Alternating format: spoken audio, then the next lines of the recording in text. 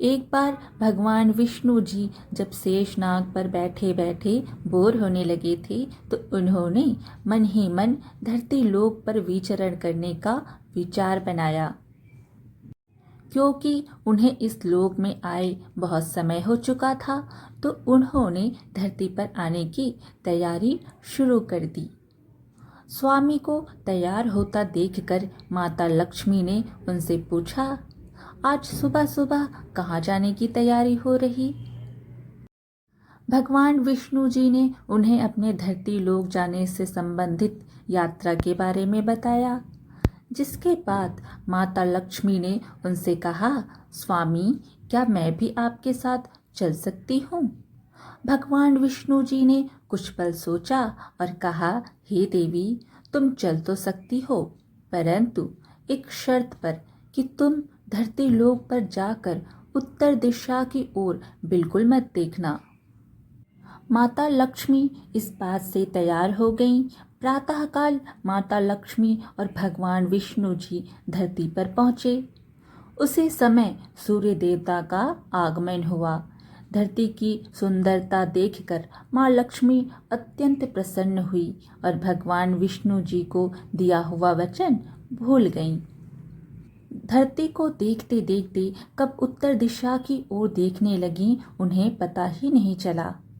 उत्तर दिशा में माँ लक्ष्मी को एक बहुत ही सुंदर बगीचा नजर आया और उसी ओर से खुशबू के साथ बहुत ही सुंदर सुंदर फूल खिले थे।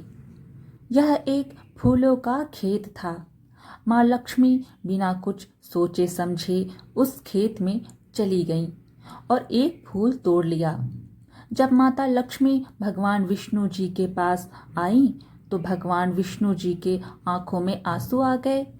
विष्णु जी ने माँ लक्ष्मी को कहा, किसी से बिना पूछे उसका कुछ नहीं लेना चाहिए और साथ ही उन्हें अपना वचन भी याद दिलाया।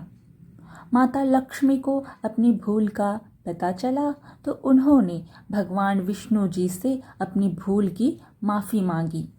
भगवान विष्णु जी ने कहा, तुमने जो भूल की है उसकी सज़ा तुम्हें ज़रूर मिलेगी। जिस माली के खेत से तुमने बिना पूछे फूल तोड़े हैं, एक प्रकार की चोरी है, इसलिए तुम 3 साल तक माली के घर रहोगी। इसके बाद मैं तुम्हें बैकुंठ वापस बुलाऊंगा। माता लक्ष्मी ने चुपचाप सर झुकाकर वचन स्वीकार कर लिया।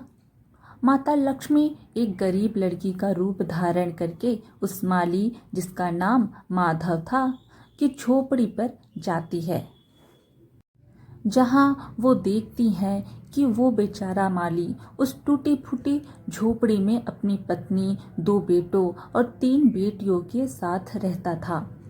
जब वो गरीब माली अपने दरवाजे पर एक कन्या को देखता है तो उस कन्या से उसका नाम और यहाँ आने का कारण पूछता है, जिसके जवाब में माता लक्ष्मी उस माली से कहती है कि मैं एक गरीब और अनाथ लड़की हूँ।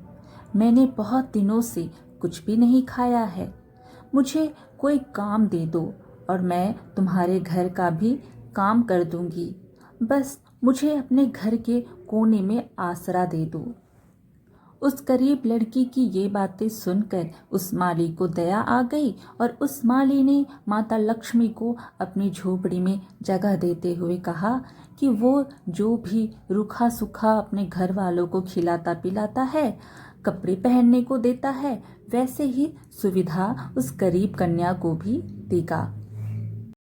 जिसके बाद माता लक्ष्मी भगवान विष्णु जी के श्राप का मान रखते हुए 3 वर्ष के लिए उस गरीब माली की झोपड़ी में शरण ले ली। माता लक्ष्मी के गरीब लड़की के रूप में उस माली की झोपड़ी में आते ही उस माली की किस्मत बदलने लगी। माँ लक्ष्मी के आते ही उस माली की अगले दिन से आय बढ़ गई, जिससे उसने एक गाय खरीदी और फिर धीरे धीरे उस माली ने ज़मीन खरीदकर अपना पक्का घर भी बनवा लिया और घर के सभी सदस्यों के लिए गहने, कपड़े और सुख सुविधा की सारी चीज़ें बना ली। वो गरीब माली माधव और उसका पूरा परिवार हमेशा ही उस गरीब लड़की के बारे में सोचते थे कि इस लड़की के आने के बाद उनकी किस्मत ही बदल गई। इस तरह पूरे 3 वर्ष बीत गए और एक दिन जब वो माली अपने खेतों में कार्य पूर्ण करके घर आया तो उसने देखा कि उसके घर के सामने एक देवी स्वरूप गहनों से लदी औरत खड़ी है। ध्यान से देखने पर वह पहचान गया कि ये तो मेरी मुंह बोली चौथी बेटी है और उसे समझ में आ गया कि ये कोई और नहीं, ये तो साक्षात देवी लक्ष्मी है, जो पूरे 3 वर्षों तक उसकी झोपड़ी में एक गरीब कन्या के रूप में रही थी। वो तुरंत अपने पूरे परिवार को बुलाता है और सब लोग बड़े हैरानी से माता लक्ष्मी को देखने लगते हैं। तब माधव ने माता लक्ष्मी से कहा, हे माँ, हमें क्षमा कर दो, हमने अनजाने में आपसे घर का और खेत का काम कराया। माता, ये कैसा अपराध हो गया हमसे, हम सबको क्षमा कर दो। माता लक्ष्मी मुस्कुराते हुए बोली, हे माधव, तुम बहुत ही अच्छे और दयालु व्यक्ति हो। तुमने मुझे अपनी बेटी की तरह रखा। इसके बदले मैं तुम्हें वरदान देती हूँ, तुम्हारे पास कभी भी खुशियों और धन की कमी नहीं रहेगी। तुम्हें सारे सुख मिलेंगे और पूरे परिवार को सर्वदा धन संपन्न रहने का वरदान देकर अपने स्वामी भगवान विष्णु के द्वारा भेजे गए रथ में बैठकर बैकुंठ धाम की ओर प्रस्थान कर जाती हैं। आज की कथा यही समाप्त हुई। वीडियो अच्छी लगी तो लाइक शेयर ज़रूर कीजिएगा। साथ ही और अच्छी अच्छी कथाएं सुनने के लिए चैनल को सब्सक्राइब भी कर दीजिएगा। धन्यवाद।